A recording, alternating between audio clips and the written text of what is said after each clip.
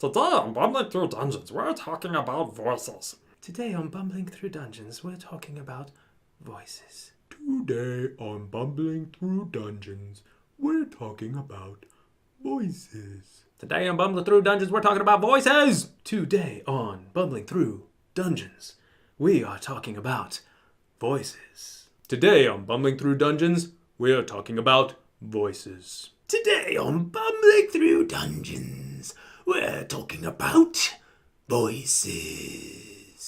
Today on Bumbling Through Dungeons, we're talking about voices. Today on Bumbling Through Dungeons, we're talking about voices.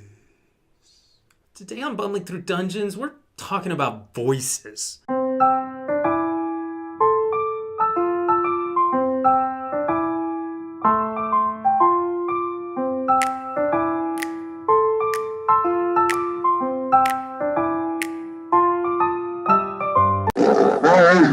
Alright, so that was probably the scariest intro I've ever done for the channel, and it's one that a lot of DMs and even players can find a little bit scary, and that's trying to do different voices at the table. So today we're talking about voices and modulating your voice and changing your voice and coming up with different voices to sink your teeth into the role-playing elements at the table, mostly for DMs, but this also applies to players too. I think you can really add to a character by coming up with a believable and sustainable accent or voice for your character that embodies who they are. We're going to talk a lot about that today. I'm probably going to go through a lot of mediocre voices. I'm not trained in theater. I'm not a voice actor. I'm just someone who tries to come up with personality for his NPCs at the table. And what I've found is, even if I don't always do the greatest job of it, my players always appreciate it,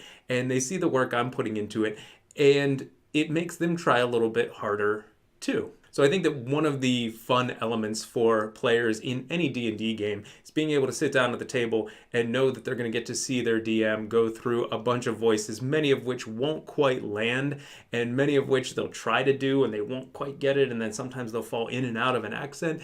And no, it's not professional level, but it's a lot of fun and it's part of the experience. So I think allowing yourself to screw up, allowing yourself to come up with silly, goofy, bad accents and voices, and working your way through it will be, one, a lot of fun, and two, you'll actually get better at it as time goes on. So what are some ways that you can work up different accents? I'm going to give you a few strategies that you can run with here today. Some I think are a little bit more useful than others, but all of them I think have some merit.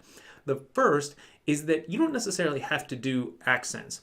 Your speaking voice can be changed fairly easily to a lot of different styles, and it's still essentially your speaking voice. Your speaking voice can be changed in subtle ways to make it sound different, to make the tone or the timbre or the pitch or the speed different without essentially changing your accent or what it is that you sound like normally. So the first thing that I would do as you're trying to develop different voices is to think about the variables that you can change within your own speaking voice. You could speak very loud, or you could speak very soft.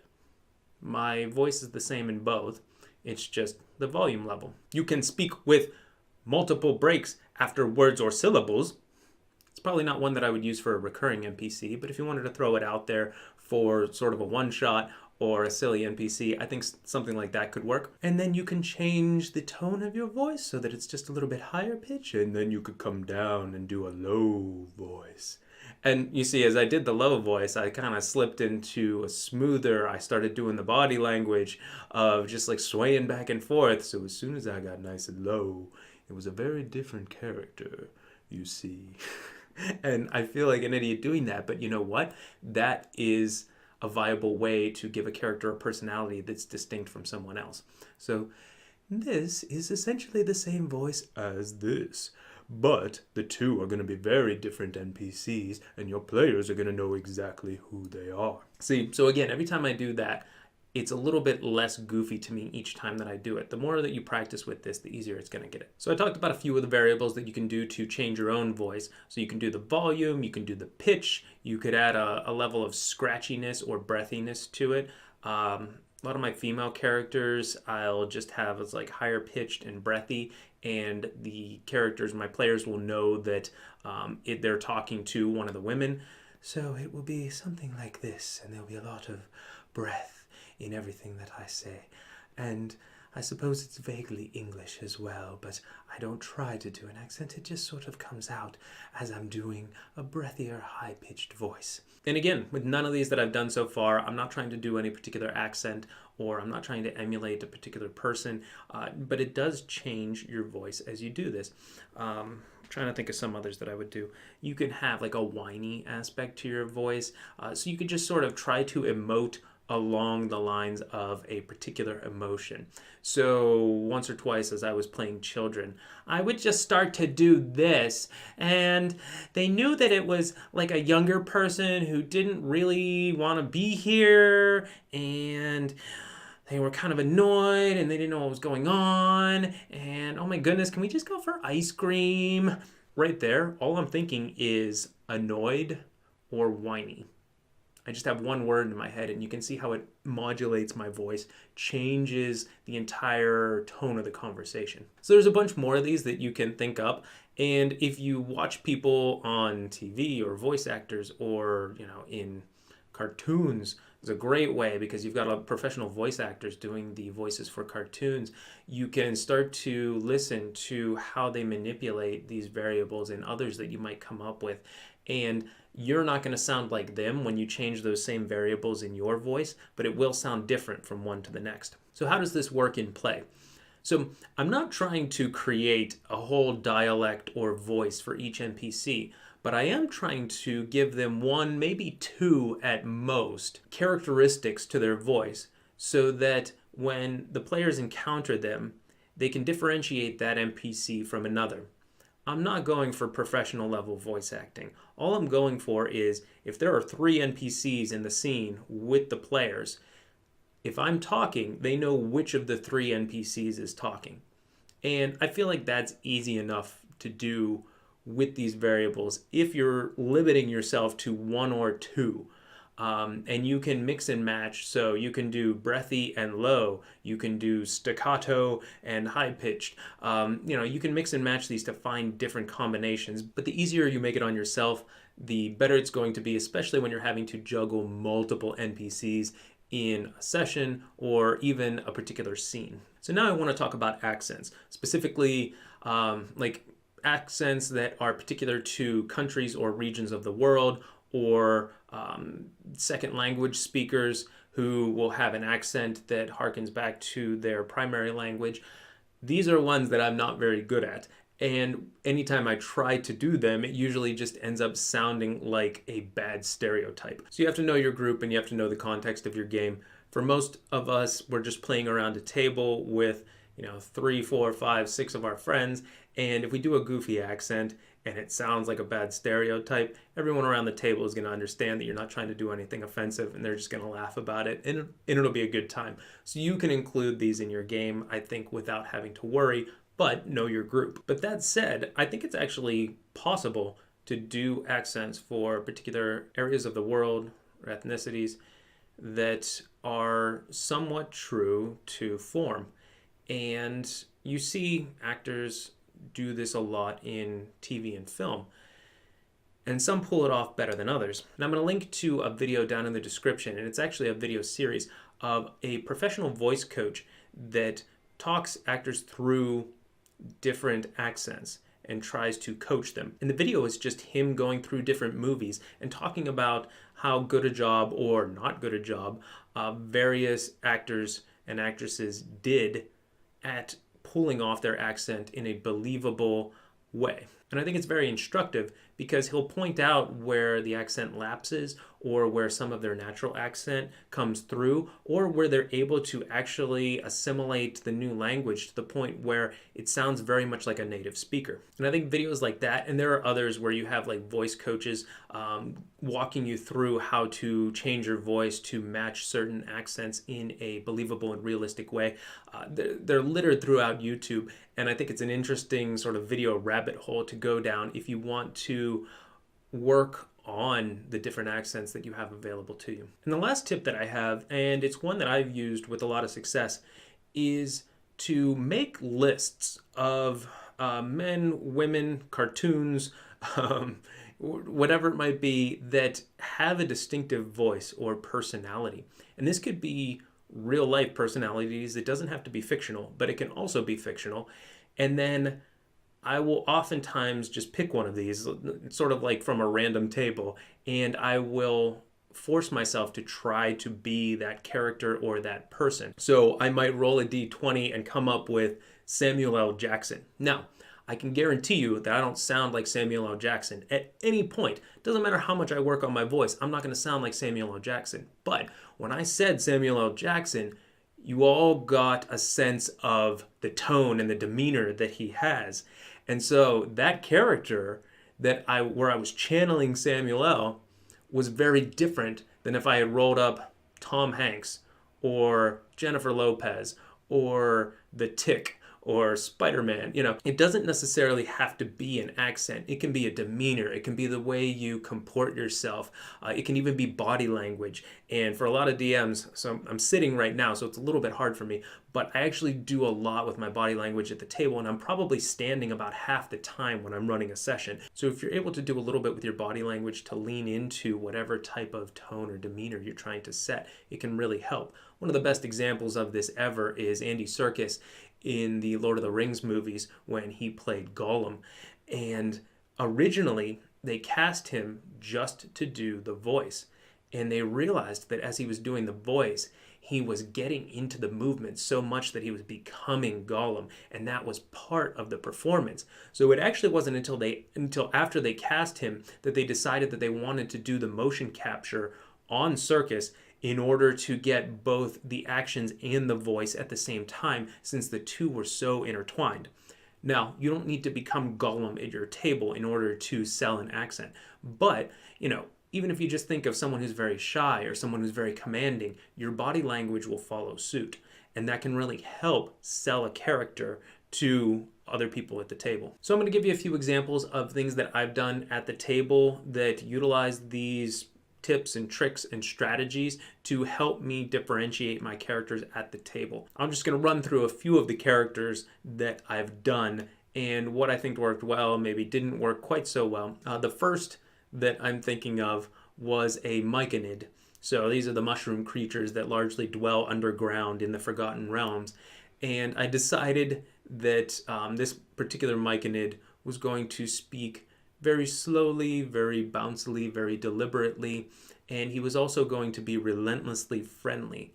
And myconids they communicate via like telepathic spores. So this was all telepathically, but you still need to give the character a voice when you're communicating from that character to the players. So this particular myconid ended up sounding like this: friend, and he was very pleasant, and he would give his opinion, but he would always defer to others in the group because he wanted everybody to be happy. And this worked really well. The players actually really loved that particular NPC. They would have long conversations with him, and I had a lot of fun playing as him.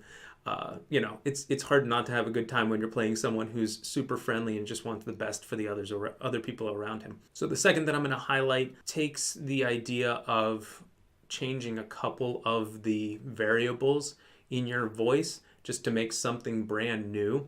And this was a Darrow character, and Darrow are sort of the second-class citizens of Gracklestug, an underground city of gray dwarves. And when I was trying to figure out how I was going to play this character, I thought about, okay, where does he exist within the world? What is his personality going to be like? And then what does that say about his body language, demeanor, and voice?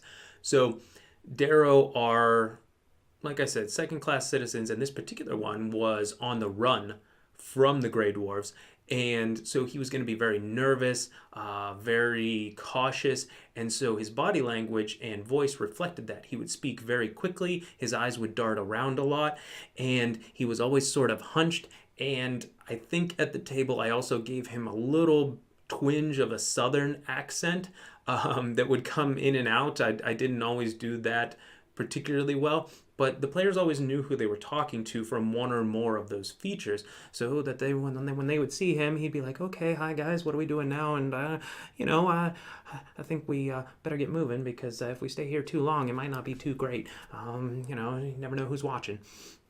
And that's how I played that character.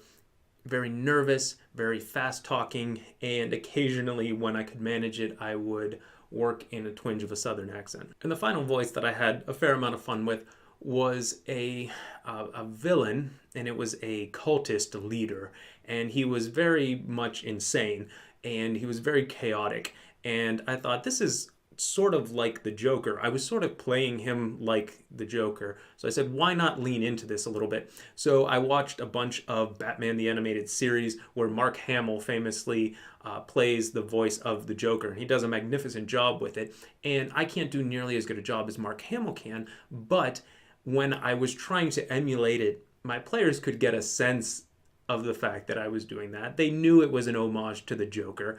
And they actually thought that that was kind of funny. So obviously I wasn't doing as good a job as Hamill, and I wasn't pulling it off all the time, but they could tell the vibe that I was going for. And in referencing that particular character, it also imbued him with certain personality traits from the Joker that I didn't have to work as hard to get across at the table. They knew what I was going for. They knew what the character type was, because the Joker was so well known. So I was able to use the voice to enhance the character without having to do a lot of character building around this villain. And if I try to do the voice, it probably won't turn out too well, but you can tell kind of what I'm doing. Isn't that right, Batsy? So again, horrible Mark Hamill as the Joker impression, but obviously it's a lot different than my normal speaking voice, and I don't think it's too hard. If you just saw that like 5-second clip out of context, you would probably say, oh, that's somebody doing a Joker impression. If that's all you can get across, even if it's not a great Joker impression, you're probably doing a good job. And you can do that with celebrities or video game characters or cartoon characters or whoever inspires you or whoever you think you can do a passable impression of. These will help enhance your experience at the table. The last thing I want to say is that you don't need to do voices. I play with a number of players who don't do voices for their characters, and I've played regularly with a DM, and she doesn't tend to do voices. Every now and then she'll pull one out, and it's sort of a special occasion, and we all enjoy it, but she's not a fan of trying to come up with unique voices for each character. And that's perfectly fine. She kills it at the table. We have a great time. So this isn't something that you need to do, and it's not something that you have to do all the time. If there's just one NPC and it's a minor NPC, you could probably just get away with it being your regular speaking voice, and you can do that a number of times throughout a campaign without breaking the immersion of your players. But what I've found is it is really fun to experiment with different voices, try them out, introduce them at the table. I think it helps to loosen up players and get them into the role-playing experience. It certainly helps me loosen up and get me into the role-playing experience. And I've found that the more personality I give my NPCs, the more it reaps benefits at the table over the long haul. So if I can create a really cool personality and that works together with the voice that I've created for that NPC, the players are more likely to engage and interact meaningfully with that NPC. So for me, it's something that I'm constantly trying to do, not always succeeding at, but it is something that I think has much more benefits than more pros than cons. So that's it. Down in the comments, let me know what your favorite voice is to emulate. What celebrity or fictional character do you like to pretend to be, either in a really accurate manner or as horribly as possible? I would love to hear it down in the comments. I hope you picked up one or two tips or tricks that you can use to try to infuse your characters with a slightly different voice. Otherwise, thanks for watching. I'll see you next time.